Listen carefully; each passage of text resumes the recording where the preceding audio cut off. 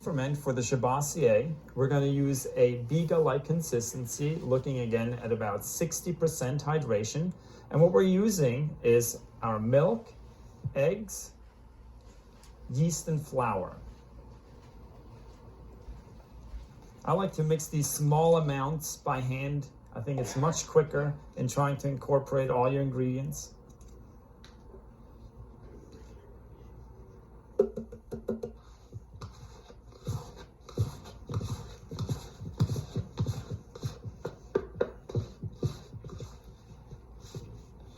You have to make sure that all the ingredients are properly incorporated before you stop mixing.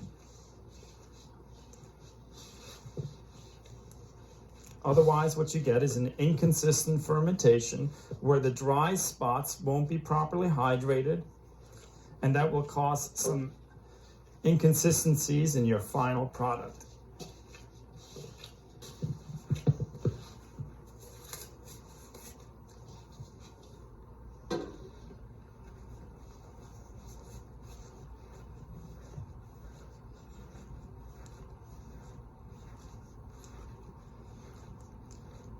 Once the dough comes together, we put it into our container that we spray with some pan release, making sure, again, to put it, pressing it down, flipping it over, so that the top layer has some oil on it, so that it can rise without cracking. What we're making here is our Gibassier. We have the pre-ferment that we started last night.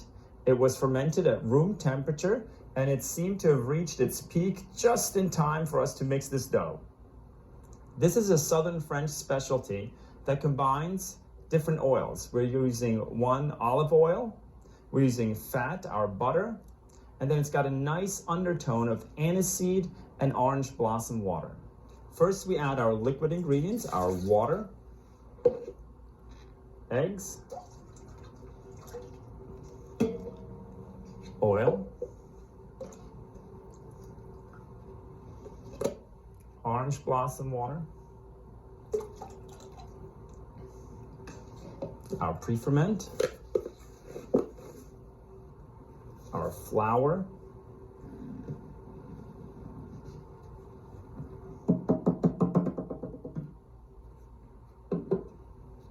sugar,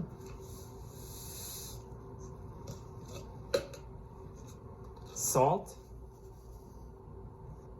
our yeast, and we hold back our orange peel and aniseed because it will obstruct gluten from forming, and our fat will do the same but in a different way. The fat acts as a tenderizer, and we already have oil in our dough right now. So we want to make sure we develop ample amount of gluten before we add the additional fat.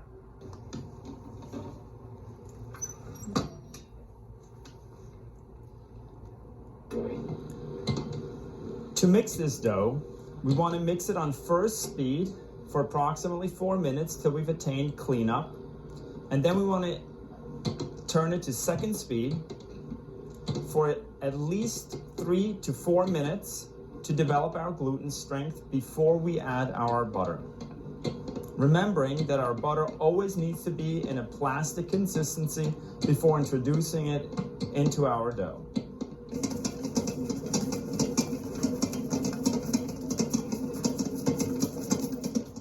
As the dough is finished mixing, we want to tear a piece of it out and make sure that we can pull a real nice extensible window on here before we incorporate the fruit.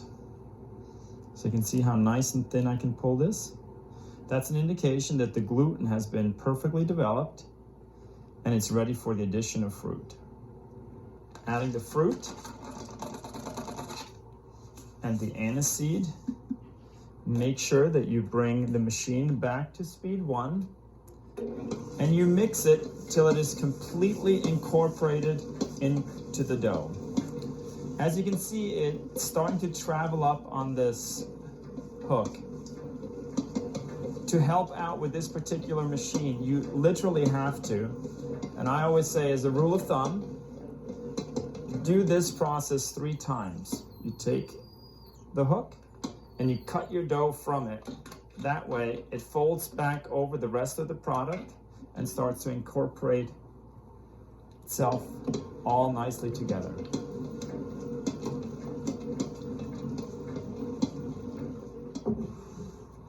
When the dough is finished, take your hook out of there.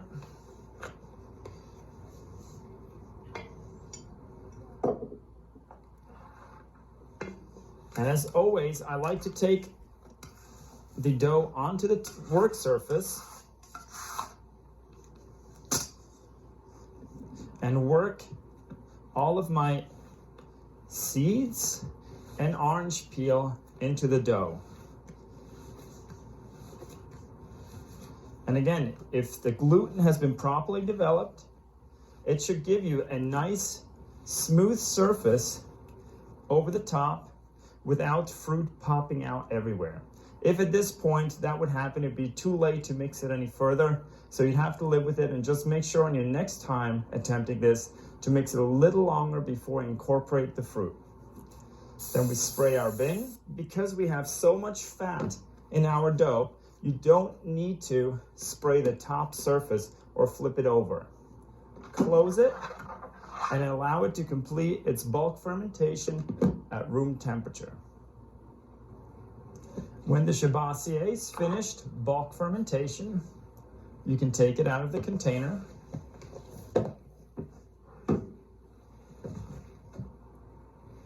Organize it in a rectangular-like shape. Degas it and cover the back half of it so it doesn't crust over. The front half, you can start to cut away your dough so that you're ready for dividing.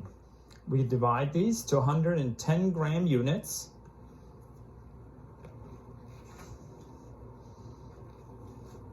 When you have them divided, you work them into round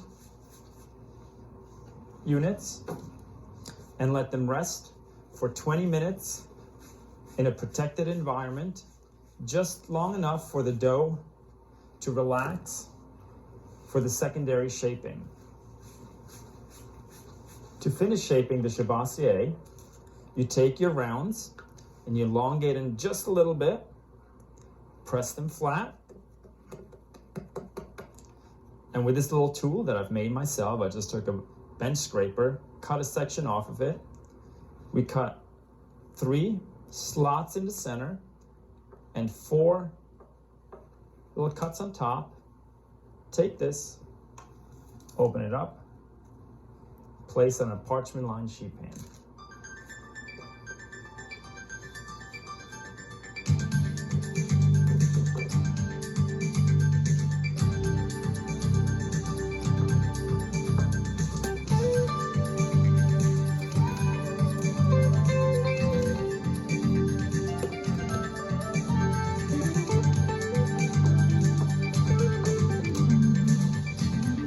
Another way to finish this product, if you don't want to cut them, just elongate them a little bit and place 3 units into a paper mold, proof them in there, and then bake them the same way you would the other ones. However, these are going to be in the oven for just a little longer and a little bit lower temperature because there's more dough and you want to make sure that it's baked all the way through the entire product.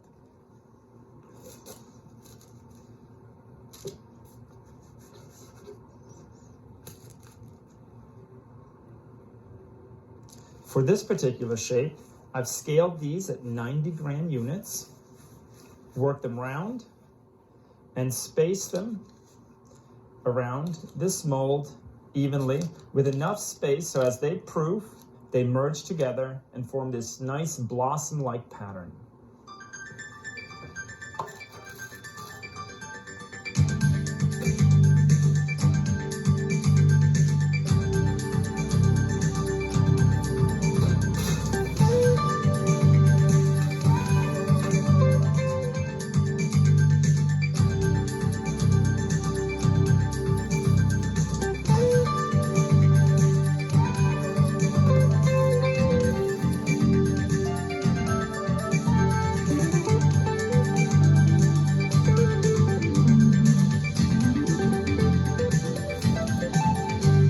As soon as the Gibassier come out of the oven, you want to brush them with some hot, clarified butter, and I like to do it 2 times. So I start from the top, work my way to the bottom. That way the butter has a chance to penetrate into the product.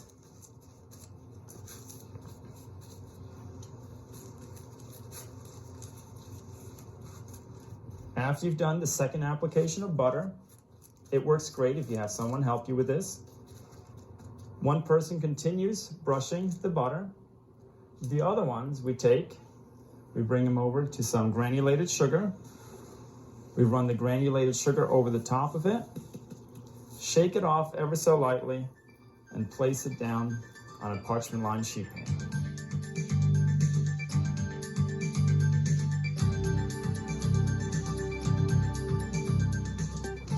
For the ones that we baked in the paper molds, the easiest way to get sugar on here is just sprinkle it over the top.